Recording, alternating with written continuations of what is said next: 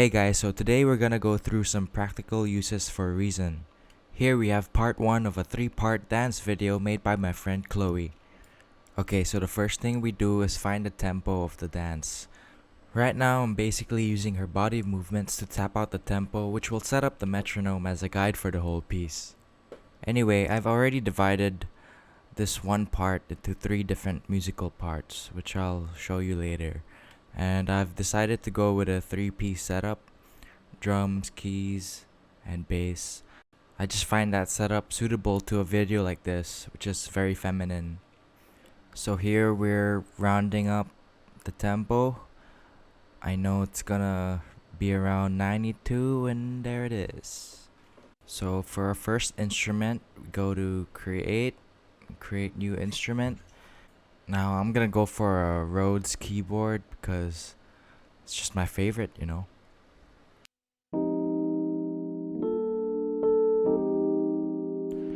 Okay, so now that we've created that instrument, let's rename that to keys. And now to find the drum set. I usually go for a preset funk soul drum kit. There it is.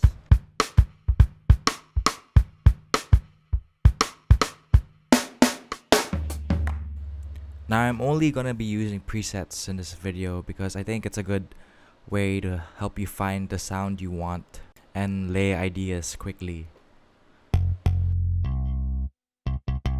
Let's roll that treble down a bit.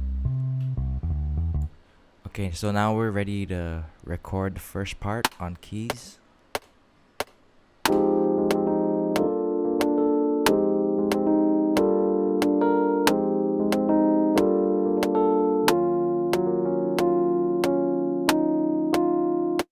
I'm happy with that, so let's do the drums.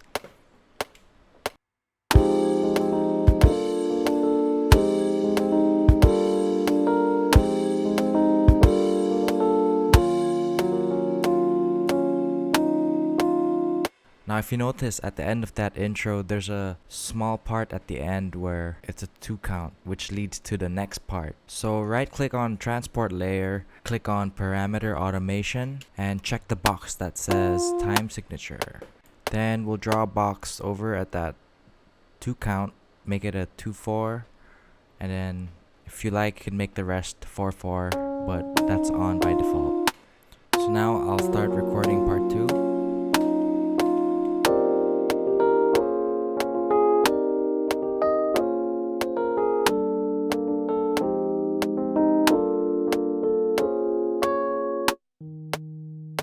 So I accidentally pressed another key at the end, so let's just edit that real quick. And now for some drums.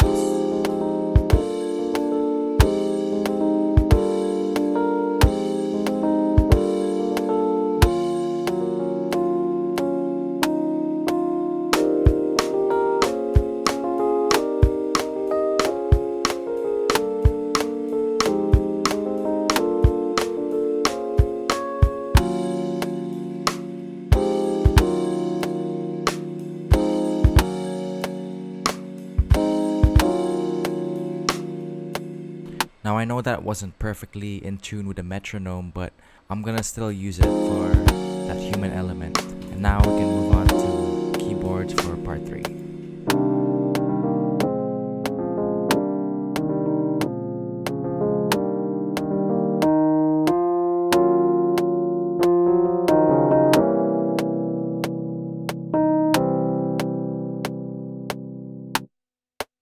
And now for some drums.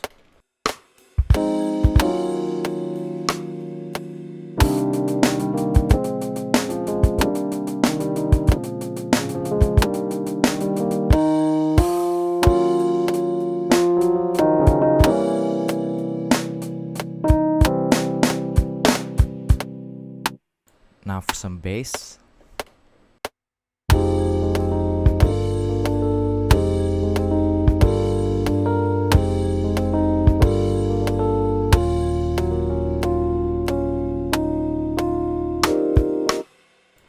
Now I would actually rather record some real bass, but for the sake of demonstration, I'm gonna be plotting out some walking bass lines and fills using the edit mode.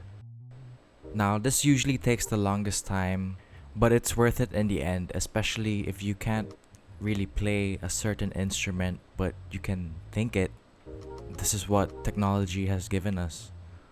I'm gonna leave this whole process on fast forward because I think it's also important to accept that it's a lot of trial and error, but it's for the better purpose of finding that sound and finding the right notes to say. But feel free to skip ahead and check out the final product.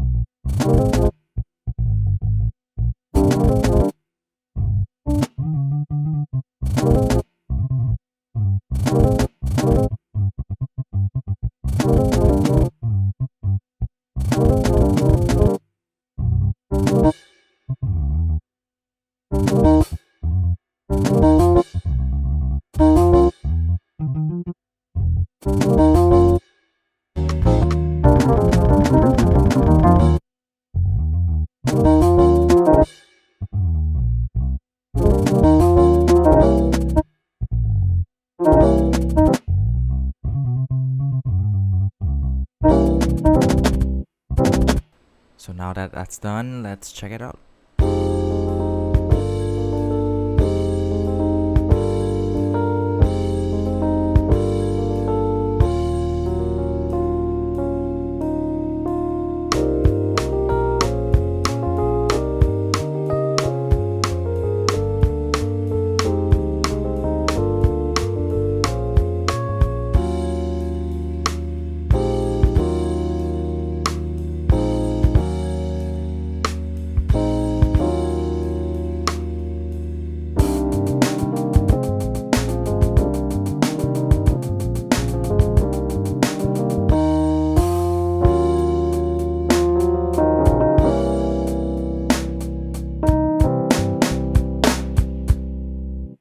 So there you go, an easy way to lay down your musical ideas.